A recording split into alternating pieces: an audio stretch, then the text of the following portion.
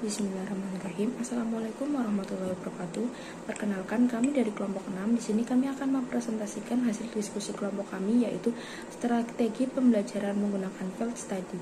Sebelum itu, saya akan memperkenalkan anggota kelompok 6. Yang pertama ada Ibu Nugrahin Setia Utari, NIM 05.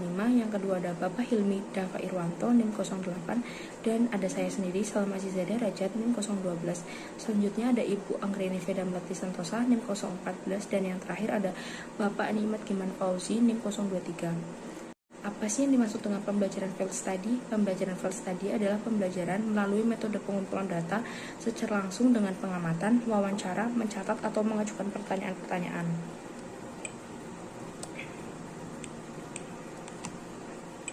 Pada proses berlangsungnya pembelajaran yang berada di lapangan atau field study, dirancang untuk memberi kesempatan kepada peserta didik untuk memeriksa permasalahannya di lapangan, mengevaluasi manfaat dari ide-ide yang disajikan di dalam kelas, dan untuk mendidik siswa dalam melakukan observasi naturalistik dan penyelidikan. Peserta didik berpartisipasi dalam kegiatan yang berlangsung atau studi lapangan, juga menawarkan siswa kesempatan untuk proyek-proyek pengumpulan data, teori pengujian, dan intervensi sosial. Saya akan membahas tentang tujuan field study.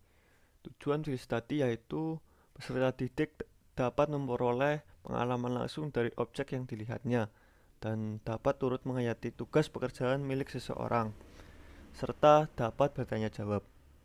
Mungkin dengan jalan demikian, mereka mampu memecahkan persoalan yang dihadapinya dalam pelajaran ataupun pengetahuan umum.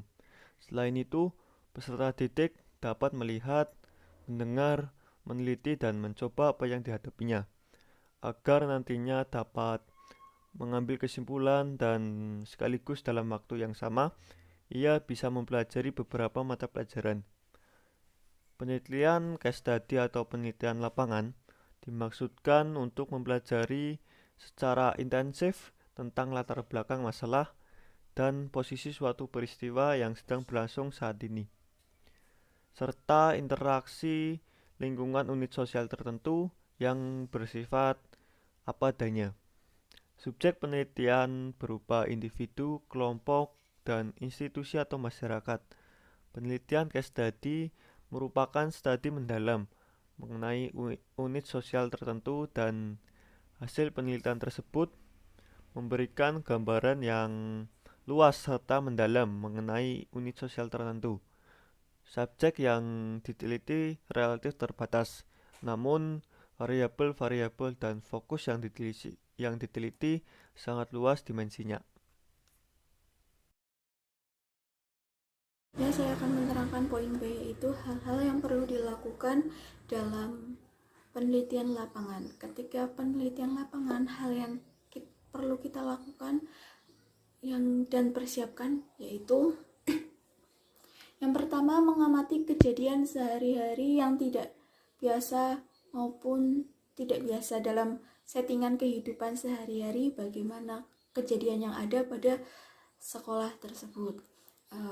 Kedua, terlibat langsung, apakah orang yang diteliti. Dengan maksud kita harus langsung mewawancari orang tersebut.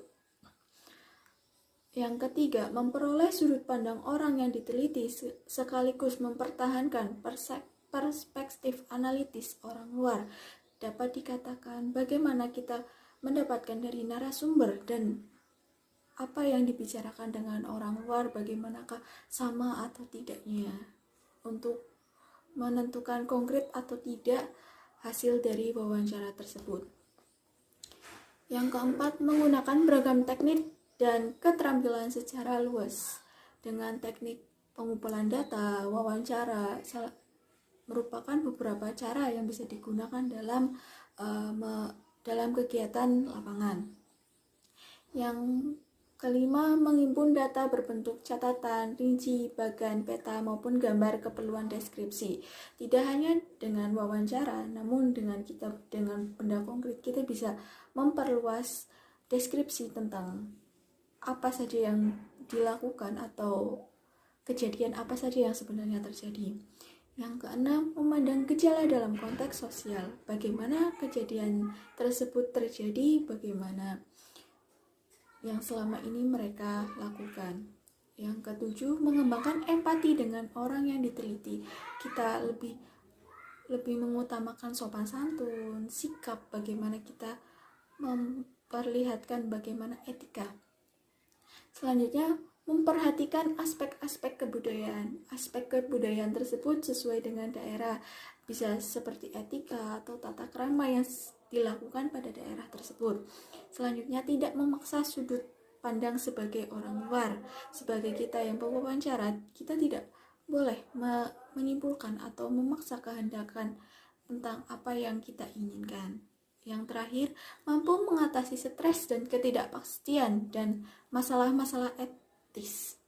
Kita dapat menyelesaikan masalah dengan lebih mudah, dipermudah dan tidak berbelit-belit. Harus bisa menemukan cara yang lebih mudah bagaimana cara melakukan kegiatan tersebut. Ya baik, hanya itu yang dapat saya sampaikan. Kemudian saya akan menyampaikan materi tentang langkah-langkah penelitian lapangan. Untuk mencapai keberhasilan dalam penelitian lapangan, seorang peneliti perlu mengembangkan langkah-langkah sebagai berikut. Yang pertama, persiapan, mengkaji bahan pustaka dan memperluas fokus perhatian. Yang kedua, memilih lokasi lapangan dan memperoleh akses untuk masuk dalam lokasi tersebut. Yang ketiga, memulai di tempat penelitian dan menjalin hubungan sosial dengan orang yang akan diteliti. Yang keempat, memilih peran sosial.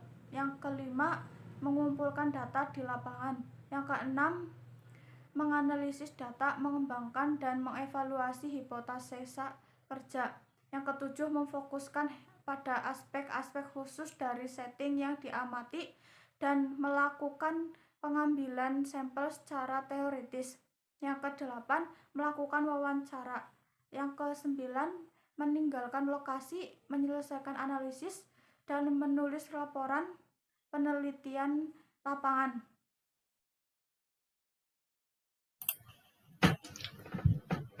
Baik, saya akan bahas tentang kelebihan dan kekurangan dari penelitian lapangan. Kita bahas dulu kelebihannya. Yang pertama itu dari kelebihannya adalah menghasilkan data dan jawaban yang lebih akurat. Nah, karena data yang diambil itu cukup jelas serta bila disampaikan oleh narasumber, pastinya mereka sudah ahli dalam bidang itu. Jadi jawaban dan data yang diambil itu pasti akan lebih jelas dan lebih akurat. Nah, yang kedua, itu memanfaatkan lingkungan nyata dalam pengajaran. Langsung aja yang ketiga karena masih berkaitan sesuai dengan kenyataan dan kebutuhan yang ada di masyarakat. Maksudnya dengan penerapan secara langsung ini akan membuat peserta didik akan lebih mudah memahami konsep penerapannya. Gitu. Nah, selanjutnya itu mendapatkan informasi yang lebih luas. Nah, mungkin banyak info ya yang belum diketahui oleh gurunya atau pendidiknya itu sendiri. Jadi dengan adanya kegiatan ini, info-info yang masih belum diketahui bisa dipenuhi dengan adanya kegiatan ini. Gitu. Selanjutnya itu mengembangkan kreativitas peserta didik. Nah, dengan adanya kegiatan ini akan memunculkan ide-ide baru pada peserta didik sehingga kekreatifan peserta didik itu dapat berkembang lagi. Nah, dilanjut untuk kekurangannya. Yang kekurangannya yang pertama memerlukan waktu yang cukup banyak. Nah, waktu yang digunakan ini tak hanya dalam pelaksanaan kegiatannya saja, namun juga dalam perencanaannya juga membutuhkan waktu yang cukup banyak.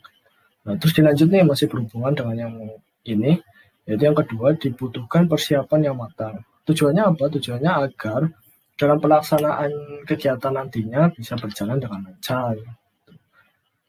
Yang ketiga, membutuhkan biaya yang cukup banyak. Biaya itu mencangkup biaya perjalanan, biaya konsumsi sampai biaya uang saku untuk peserta didiknya. Itu cukup memberatkan beberapa wali murid ya. Yang keempat, perlu pengawasan lebih ketat pada gerak-gerik peserta didik di lapangan. Ini diperlukan karena peserta didik akan lebih bebas melakukan apapun saat kegiatan ini berlangsung. Dan ancaman terburuk dari ini itu peserta didik bisa pecah dan keluar dari rombongan sampai hilang. Itu adalah kekurangan dari penelitian lapangan. Ya mungkin itu saja yang bisa saya sampaikan dari kelebihan dan kekurangan penelitian lapangan. Terima kasih.